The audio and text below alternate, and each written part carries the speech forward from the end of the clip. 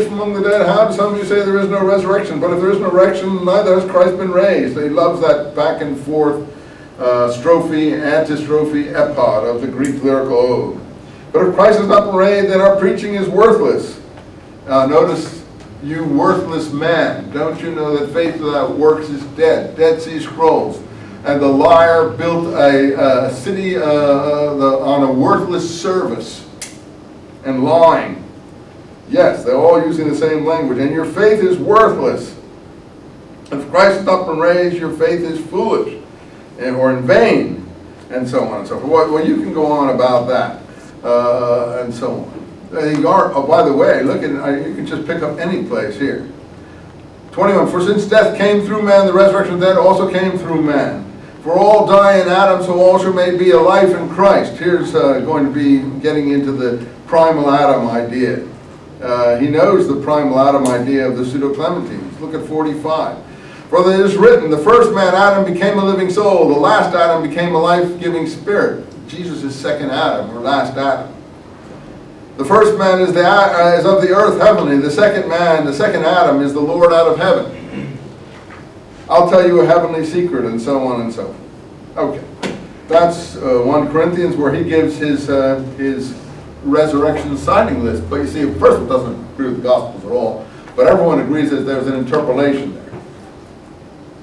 And that the interpolation, I think, has to not be the second one, but the first one. What do you mean, Professor Eisenman? Let's go back to it again, since we just did it. There's so many things to... Look, first he appeared to Peter, Cephas, then to the 12. Well, he didn't appear either to Cephas or the 12, ever, because there was only 11, and so on. I don't know about an appearance of 500 brothers. Maybe that's the one where they're all met in Jerusalem and Jesus suddenly appears among them, and Mary Magdalene, or in Luke, Clopas and someone have come in and announced that they saw Jesus. Luke has Clopas and his companion come in. Other ones have Mary Magdalene come in and so on and tell them these things. And then Jesus suddenly appears among them.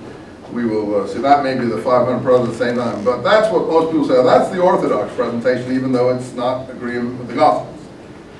Then he appeared, after that he appeared to James. Now, we have the Hebrew Gospel according to Jerome, where there's a first appearance to James, and Jerome quotes it, where he says that they sat down and broke bread and so on and so forth. This is the parallel to Luke's Emmaus Road sighting. That's all I can tell you, that the Hebrew Gospel first appearance to James is the parallel to the Emmaus Road. And in some extent, your order in the church was often supposed to be according to when you had an appearance. So first he appeared to James, then to all the apostles. That's fine. There's no number given. And after that, and last of all, to me. To my mind, I would chuck out the first part and keep the second part. Most Orthodox-minded people chuck out the second part and keep the first part. So we definitely have a James appearance ranged against a Cephas Peter appearance here. You can't have both. You know, it's to Peter, then the 12, or to James, then all the apostles. To my mind, the second is what was in the original Paul. An interpolation is when people add something. Everyone agrees there's an interpolation here. The only disagreement is, what is the interpolation? Okay, let's go back. Now, so we have 5 loaves and 2 fishes. I was illustrating all that by showing the negative attitude of the disciples or the apostles, misinterpreting things and getting it wrong. Anyway, Luke the 12 came, and he said to them, "Send the multitude away, then we go to the villages, because we're here in a desert place."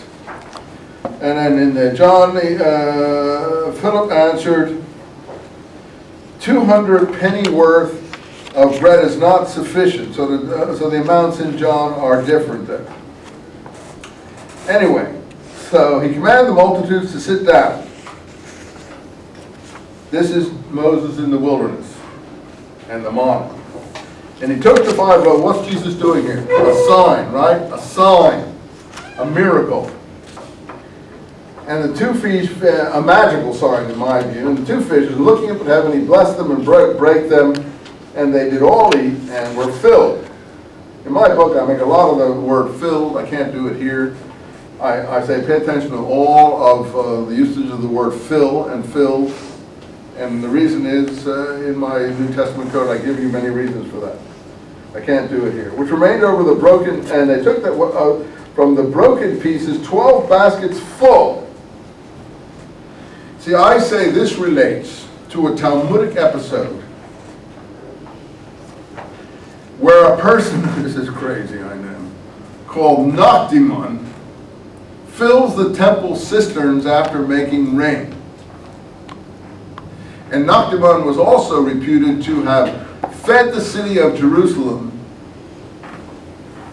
for I forget how many years by filling the grain storages. Now you say, what's one got to do with the other one? Well, Noctimon reappears in the Gospel of John as Nicodemus. And I show you through torturous analogy. Someone said, Eisenman wrote me the other day, why are your books so complicated? Well, it's a struggle for me to read every page. Why do you write them so complicated? And I wrote back down, I said, don't read them. You're not obliged to read my books. I said, this is what it takes to tease this material out. I can't do it in an airport book. There's no way you can write an airport book. That's why for 1,500 years or so, people have not been able to deal with this material. You have to write a book that satisfies both scholars and lay people. And to do that, you have to, painstakingly tease it out. If you don't want to read it, don't. You're not doing me any favors. No, you're not doing me any favors to write me like that. Because I'm not trying to. He said, why don't you write a book like Bart Ehrman's does that's so clear? I said, well, read Bart Ehrman's. And so finally the guy said, what was it that he said to me? And this was a Jewish guy, actually, that obviously wrote, not a non-Jewish guy. And he said, someone, they always complain, just like in the Gospels. So he said, oh, listen to you, Eisenman. Yeah, well, sometimes Gospels have created what they have pictured, unfortunately, in many respects. In any case, which came first in that situation, the chicken or the egg? But so what else did this guy say? He said something else that was really funny. I can't remember what else. So I wrote him back and I said, look, you're not obliged to read this book, but this is what it takes. And particularly, there's a lot of people out there just waiting for you to make a mistake. And you have to really, they're just waiting for you to stumble and so on and so on. So he wrote back, thank you very much for answering my letter. I applaud your courage and your tenacity. Thank you very much. So,